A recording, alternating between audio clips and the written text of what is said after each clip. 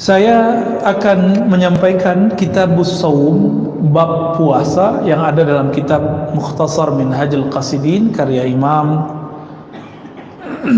Ahmad bin Abdurrahman bin Qudamah Al-Maqdisi yang wafat 689 ya. Apa kata beliau? I'lam anna fi shaum khasisatan laysat fi ghairihi. Puasa itu punya rahasia, yang rahasianya nggak ada pada sholat, nggak ada pada sedekah, nggak ada pada zikir, nggak ada dibaca Quran. Kenapa? Karena Allah mengatakan dalam hadis qudsi, as-saumu li wa ana ajzi bih, hadis sahih Bukhari Muslim. Puasa itu milikku. Nah, ini hampir setara kata beliau dengan ayat surah Al-Hajj ayat 26, wa tahhir baiti, sucikanlah baitku, rumahku. Jadi Allah menyebut dan memuliakan Ka'bah dan mengatakan itu rumahku. Tapi Allah butuh rumah nggak Pak? Maksud rumah di situ adalah rumah tempat menyembahku. Tapi rumah tempat menyembah Allah itu benda. Benar ya? Benda hidup atau benda mati? Benda mati. Benda mati itu dia menjadi bernilai ketika ada orang yang sholat di dalamnya. Tubuh ini dia punya riyadhah, punya amalan yang nggak bisa dilihat orang.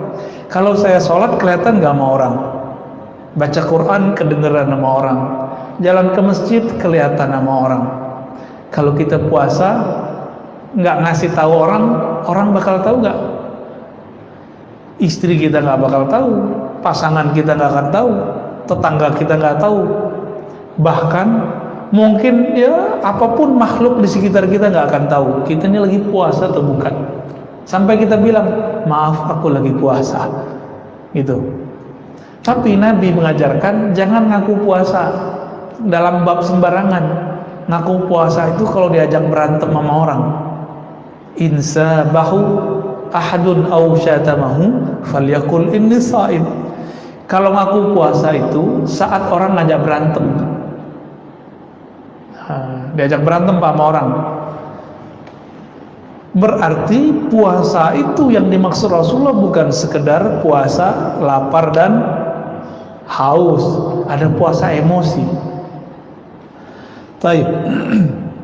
Maka beliau mengatakan innama fuddila shaum lima'dayain.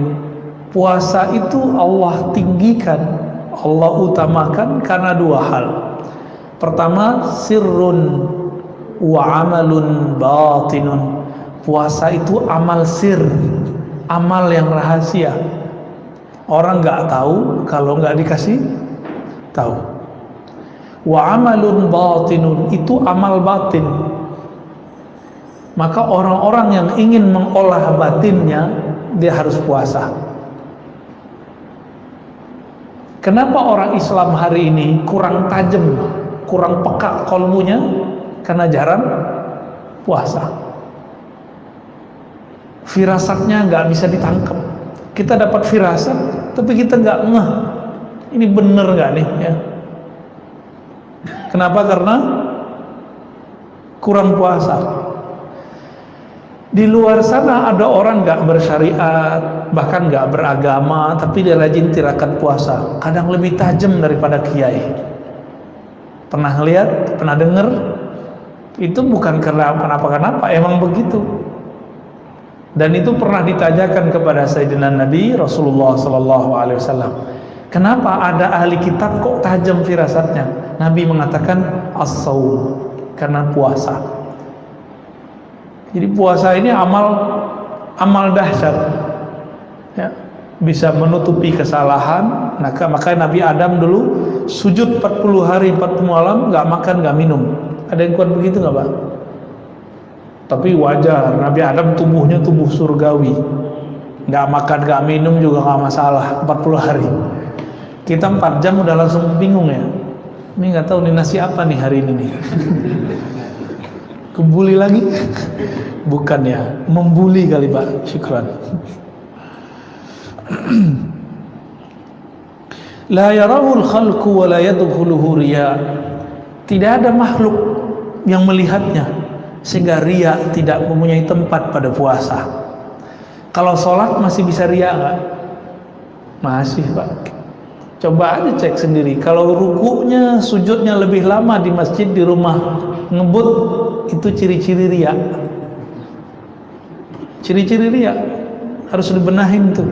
Tapi kalau sujudnya di rumah, sujudnya di sini sama panjangnya, insya Allah ini udah mulai stabil. Riyanya bisa dihalau. Riya ini kan perasaan dilihat orang.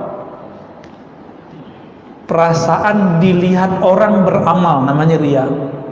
Kalau sombong, perasaan dilihat orang punya ilmu, punya harta. Nah, sombong orang punya harta itu nggak lebih parah. Yang parah itu orang kalau merasa punya ilmu. Ini gawat, Pak. Kalau punya harta, sholat hilang rasanya. Tapi kalau orang punya ilmu, dia sujud pun kolbunya belum sujud. Kenapa? Karena dia merasa dirinya berilmu. Dia takbir, dirinya belum takbir, lidahnya udah takbir, Allah yang maha besar. Tapi dalam dirinya dia masih mengatakan, ilmuku lebih besar, lebih banyak daripada imam. Nah, itu hati-hati tuh. Jadi beda riya sama sombong apa? Ini kita ulang-ulang, Pak. Dulu awal ngaji di sini saya pernah jelasin itu. Sombong ru'yatun nafs, ru'yatul ilm. Sombong itu saya melihat diri, merasa diri saya berilmu, merasa diri saya wali, merasa diri saya ini orang soleh, merasa diri saya ini lebih dekat kepada sunnah Nabi daripada yang lain, lebih aswaja dari yang lain. Ini hati-hati nih, sombong itu. Kalau riya, merasa diri beramal. Karena merasa beramal ingin dipandang orang, maka yang paling sering kena riya ini pengurus masjid, Pak. Hati-hati, Pak, pengurus ya. Yang lebih parah lagi pendiri masjid. Pendiri masjid ini gampang sekali setan mau menggugurkannya. Jadi setan tuh intai terus. Karena Allah itu ganti. Orang yang bangun masjid Allah bangunkan nanti surga. Allah bangunkan surga. Maka setan tuh nunggu supaya surga-surga yang sudah kita bangun itu, istana-istana yang sudah kita dapatkan itu, kita merobohkan kembali. Gimana caranya? Dia nunggu kita konflik. Bapak yang dulu bangun masjid ditunggu konflik dengan pengurus baru. Nanti kalau udah konflik, setan ngomong, kamu bilang dong, ini masjid kalau bukan karena kamu nggak jadi. Tunggu aja, Pak, nanti setiap masjid orang akan ngomong begini. Bener nggak? Dan saya udah ketemu sering orang-orang yang cuma jasanya beberapa di masjid ngomong, kalau bukan karena saya masjid ini nggak jadi. Dia sudah punya istana di surga, langsung roboh semua itu. Nauzubillah min dzalik. Maka pengurus masjid, pendiri masjid, tolong jangan ungkit-ungkit yang begini, ya. Puasa dulu deh, ya, latihan puasa.